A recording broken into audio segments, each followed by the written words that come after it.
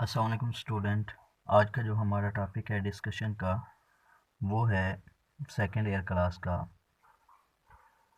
Process of urine formation.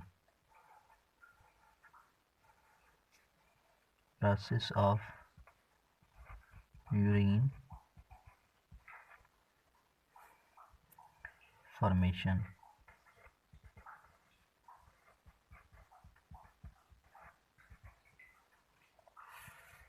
आज हमने discuss करना है कि ह्यूमन बॉडी के अंदर यूरिन फॉर्मेशन का प्रोसेस किस तरह से होता है। किडनी का स्ट्रक्चर और उसके अंदर नेफ्रॉन का स्ट्रक्चर हम डिस्कस कर चुके थे और हमने ये जाना था कि टोटली जो किडनी का काम होता है वो बाय नेफ्रॉन होता है, यानी कि नेफ्रॉन किडनी का फंक्शनल यूनिट है। तो उसी नेफ्रॉन के अंदर तीन तरह के स्टेप्स होते हैं, तीन तरह के प्रोसेसेस होते हैं जिनके ज़रिए यूरिन फॉर्मेशन होती है। तो यूँ कहें कि यूरिन फॉर्मेशन के प्रोसेस के लिए there are three types of processes.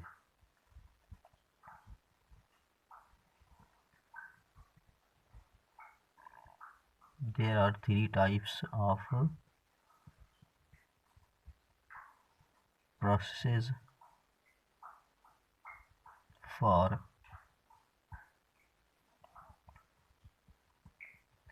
urine formation। Urine के बनने के लिए तीन तरह के प्रोसेसेस होते हैं। Number one, filtration.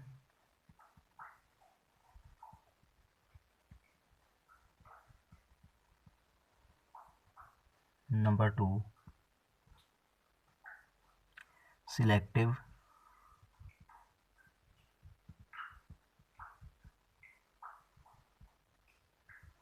रीअब्जॉर्प्शन। और नंबर थ्री, ट्यूब्यूलर सेक्रीशन। इन तीन स्टेप से नेफ्रॉन के अंदर यूरिन फॉर्मेशन होती है। तो इन तीन स्टेप को हम जो है वो डिटेल से डिस्कस करते हैं। सबसे पहले हम डिस्कस करते हैं फिल्ट्रेशन को।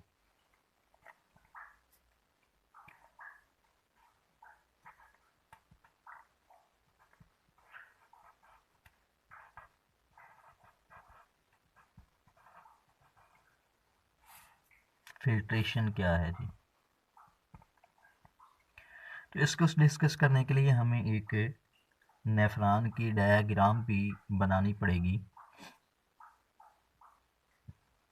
जो कि हम स्ट्रक्चर ऑफ नेफ्रॉन में बना चुके हैं, लेकिन उसके बाद फिर दोबारा से बना देते हैं। चलो,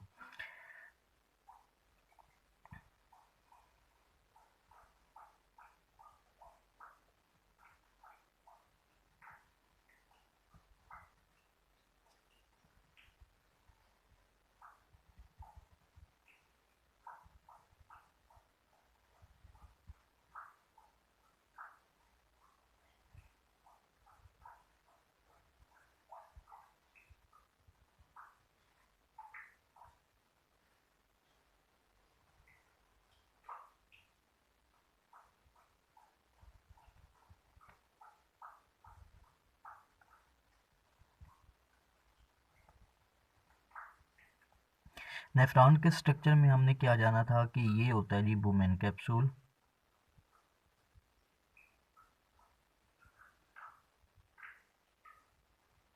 बुमेन कैप्सूल, ये प्रॉक्सिमल कन्वोल्यूटेड ट्यूब्यूल, ये क्या था जी डिस्टल कन्वोल्यूटेड ट्यूब्यूल, और ये जो था ये सारा का सारा पोर्शन जो था ये लोब ऑफ हेनले था। इसमें ये ascending lobe of Henle, ascending lobe of Henle, और ये क्या था जी, सॉरी ये डिसेंडिंग क्योंकि नीचे की तरफ आ रही है, और ये क्या था जी असेंडिंग लोप ऑफ हेनले। ठीक है जी। और ये क्या था जी, कलेक्टिंग डक्ट।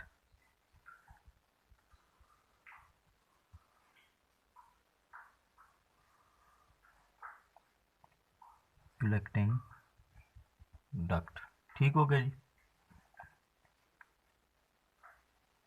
मैं चलो इधर नाम लिख देता हूँ, उधर शो नहीं हो रहा। कलेक्टिंग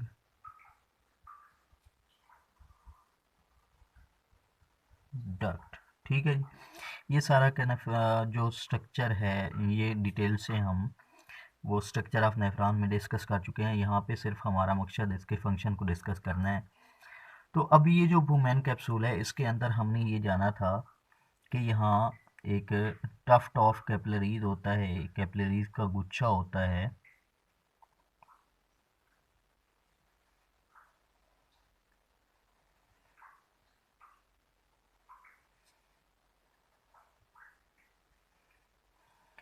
उस कैपिलरीज के गुच्छे को जो हम नाम देते थे, क्या नाम देते थे जी, ग्लूमेरुलस। ग्लूमेरुलस। ठीक है जी। अच्छा, अब होता क्या है, इसी ग्लूमेरुलस के अंदर ब्लड आता है। ठीक है जी, बाय एफेरेंट आर्टरियोज। इसको क्या हम कहते हैं जी, एफेरेंट। ए से एफेरेंट और ए से आर्टरियोल आप कह लें, एफेरेंट आर्टरियोल। ठीक है जी।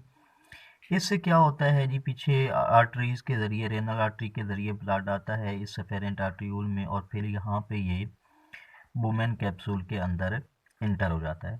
ठीक है जी। अब ये देखें तो ये जो डायामीटर है एफेरेंट आर्टरियोल का, ये थोड़ा सा बड़ा है, यानी कि ये एफेरेंट आर्टरियोल जो है अंदर से थोड़ा खुला है। जबकि ये ब्लड जब यहाँ पे आएगा तो उसके बाद इसने इधर से फिल्टर होकर के वापस जाना है इफेरेंट आर्टरियोल से। मगर इफेरेंट आर्टरियोल का जो डायामीटर है, जो अंदर का साइज है, वो क्या है जी, वो थोड़ा है जी, कम है।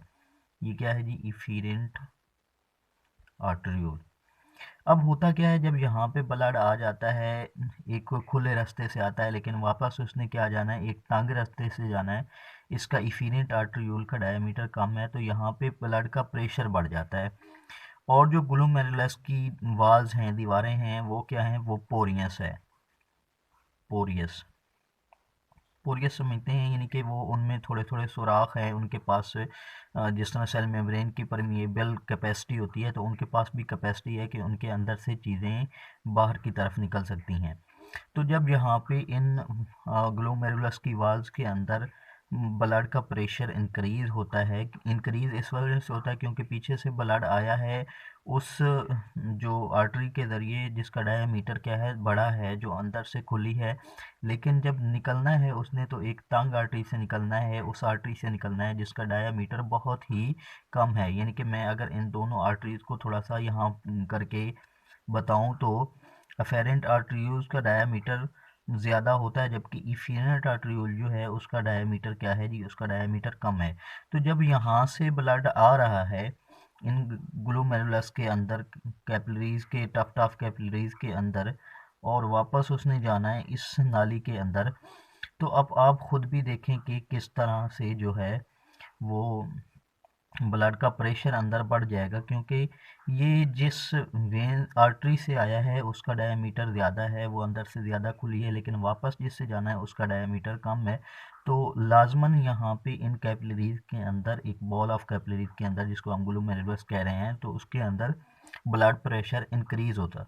इंक्रीज होने की वजह से यहाँ पे इन ग्लोमेरुलस की वाल्स के अंदर एक प्रेशर लगता है अंदर की जानिब, और उसकी वजह से बहुत सारी चीज़ें, जिस तरह अमाइनो एसिड है, amino acid, glucose, salts, water, ये सारी चीज़ें ग्लूमेरुलस से बाहर आ जाती हैं और ये इंटर हो जाती हैं इनटू वुमेन कैप्सूल। ठीक है जी। अब ये वुमेन कैप्सूल के अंदर इंटर हो जाएंगी। जब यहाँ से ये ग्लूमेरुलस से बाहर निकल करके वुमेन कैप्सूल के अंदर इंटर हो जाएंगी, तो इन सारी चीज़ों को, जिनके अंदर अमाइनो एसिड भी हैं, ग्लूकोज भी हैं, साल्ट्स भी हैं, वाटर भी हैं, इनको हम कहेंगे फिल्ट्रेट। फिल्ट्रेट।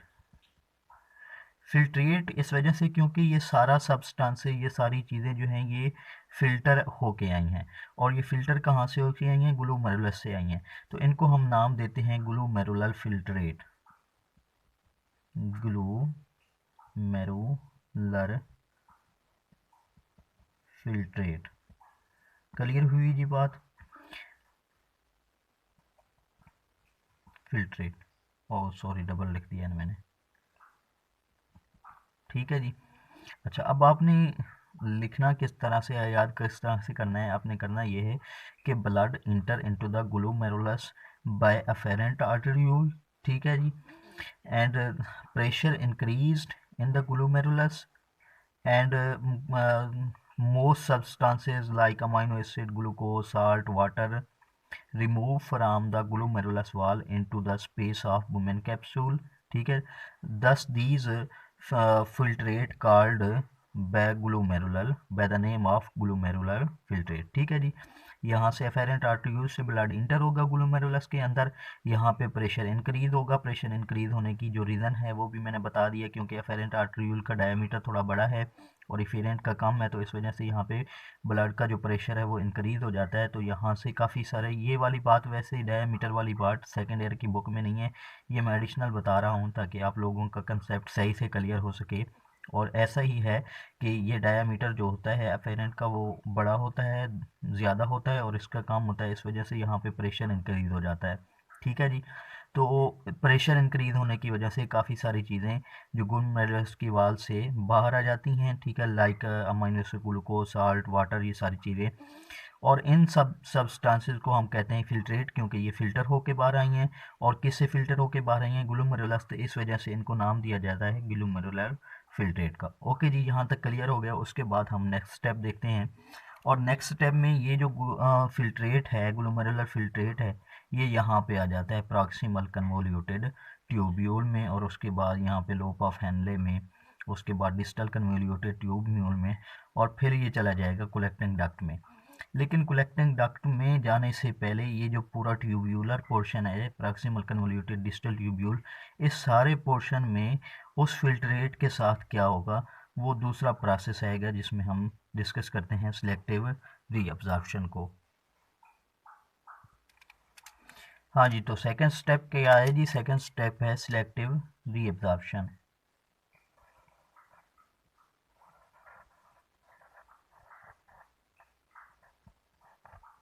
सिलेक्टिव रीअब्जॉर्प्शन,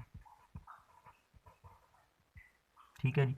अब इसको थोड़ा सा बड़े गौर से समझना है कि अब फिल्ट्रेट जब यहाँ पर पहुँच जाता है तो क्या होता है, यहाँ पे ये जो ट्यूब्यूलर पार्ट है इसके दो तीन पार्ट हैं। सबसे पहला पार्ट कौन सा है जी? वो है जी proximal convoluted tube. Proximal convoluted tubule. दूसरा जो है वो है distal convoluted tubule. Distal convoluted tubule, ठीक है जी। थर्ड जो है वो है लोप ऑफ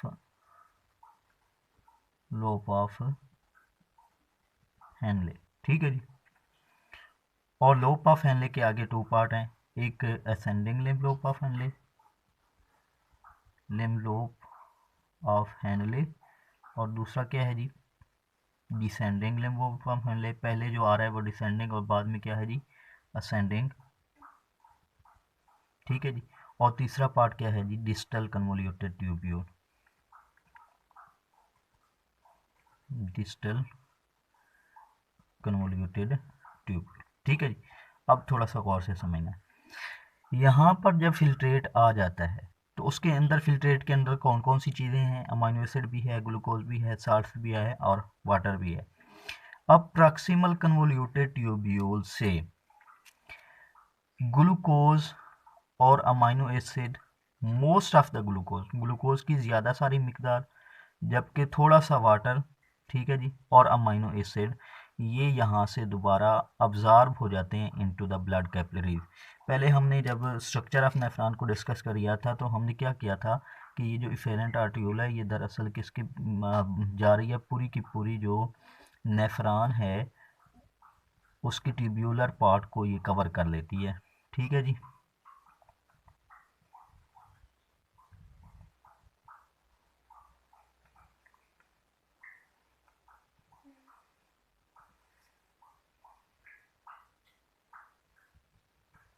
पूरे के पूरे ट्यूब्यूल पार्ट को क्या कर रही थी, कवर कर रही थी। ठीक है जी। अब होगा क्या, यहाँ से most of the water, sorry, little quantity of water and most of the glucose यहाँ से निकल करके इन ट्यूब्यूल की दीवारों से निकल करके इन ब्लड कैपिलरीज की दीवारों के अंदर आ जाएगा, ताकि ये जो है ग्लूकोज और वाटर ये यूज़फुल मटेरियल हैं और इनका ज़िया ना हो। ठीक है ना, इस वजह से ये दोबारा जो होते हैं इनसे बाय ऑस्मोसिस और क्या कहते हैं उसको, डिफ्यूजन, एक्टिव डिफ्यूजन, ये यहाँ से डिफ्यूज़ हो करके इनटू ब्लड कैपिलरीज चले जाते हैं। ठीक है जी। तो कौन सी चीज़ प्रॉक्सिमल कन्वोल्यूटेड ट्यूब्यूल से ब्लड कैपिलरीज के अंदर जाती है जी, वो है जी glucose, most of the glucose, glucose की ज़्यादा मकदार, and some quantity of water. ठीक है जी। ये दोबारा से प्रॉक्सिमल कन्वोल्यूटेड ट्यूब से किस में चले जाते हैं जी, ब्लड कैपिलरीज के अंदर। उसके बाद जब लोबा फैनले आती है तो उसमें पहला पार्ट जो है डिसेंडिंग लिम्ब लोबा फैनले, इससे रीअब्जॉर्प्शन होती है वाटर की। डिसेंडिंग से किसकी होती है जी, वाटर की रीअब्जॉर्प्शन। और जो असेंडिंग लिम्ब लोबा फैनले है यहाँ से साल्ट्स की दोबारा से रीअब्जॉर्प्शन होती है इनटू ब्लड कैपिलरीज, साल्ट्स। ठीक है जी। उसके बाद फिल्ट्रेट चल जाता है जो डिस्टल कन्वोल्यूटेड ट्यूब्यूल में, और इसमें दोबारा से जो होती है वो ज़रूरत के मुताबिक, बॉडी की नीड के मुताबिक वाटर की रीअब्जॉर्प्शन होती है। ठीक है जी। अब क्या हो गया जी, अब देख लें कि सारी ट्यूब्यूल के अंदर से जो यूज़फुल मटेरियल था जिसमें ग्लूकोज, साल्ट्स, वाटर जो थे ये यूज़फुल मटेरियल हैं, उसके ये सारे के सारे जो होते हैं वो दोबारा से रीअब्जॉर्ब हो जाते हैं किसमें जी, ब्लड कैपिलरीज के अंदर। ठीक है जी, ज़रूरत के मुताबिक जितनी बॉडी को नीड होती है। अब जो बाकी फिल्ट्रेट रह गया है उसमें मोस्टली जो होती हैं वो वेस्ट मटेरियल होते हैं। उसके बाद किडनी का आता है, नेफ्रॉन का आता है जी तीसरा स्टेप, और वो क्या है जी, वो है ट्यूब्यूलर सेक्रीशन।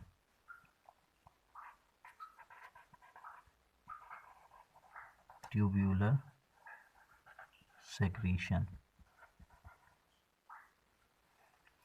ट्यूब्यूलर सेक्रीशन में क्या होता है जी, ट्यूब्यूलर सेक्रीशन में ये होता है कि ये जो ब्लड कैपिलरीज हैं इनके अंदर, ब्लड के अंदर जो होता है वो वेस्ट मटेरियल भी होता है, वेस्ट मटेरियल। और वो वेस्ट मटेरियल कौन सा है जी, लाइक यूरिया है, यूरिक एसिड है,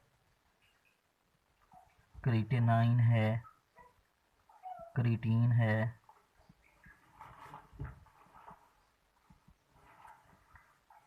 क्रिएटिन है, ये सारी चीज़ें होती हैं जी ब्लड कैपिलरीज के अंदर, ब्लड के अंदर। तो ये ब्लड कैपिलरीज से दोबारा से चली जाती हैं into tubule of nephron, nephron की ट्यूब्यूल के अंदर चली जाती हैं। ठीक है जी। क्यों? क्योंकि ब्लड भी हमारा फिल्टर हो जाए और ये सारी जो वेस्ट मटेरियल हैं ये उस फिल्ट्रेट के अंदर चली जाएं जिसने किडनी से एक्सक्रीट आउट हो जाना है। ठीक है। तो जब ये यहाँ से ब्लड कैपिलरीज के अंदर से जो होती हैं वो किस में चली जाती हैं, नेफ्रॉन के ट्यूब्यूलर पार्ट में चली जाती हैं, फिल्ट्रेट के साथ जाकर मिल जाती हैं। तो अब फिल्ट्रेट टोटली जो है वो वेस्ट मटेरियल है और वो यहाँ पे कलेक्टिंग डक्ट के अंदर आ जाता है। फिर कलेक्टिंग डक्ट से के बाद जो है वो रेनल पेल्विस में, और रेनल पेल्विस से यूरेटर में, यूरेटर से यूनानी ब्लैडर में, और यूनानी ब्लैडर से बाद में यूरेथ्रा के थ्रू बॉडी से एक्सक्रीट आउट हो जाता है। ठीक है। ये लास्ट वाले दोनों पार्ट थोड़ा सा मैं आपको इस तरह करके बता देता हूँ कि ये हमारे पास आप समझ लें जो है ट्यूब्यूल्स हैं नेफ्रॉन की,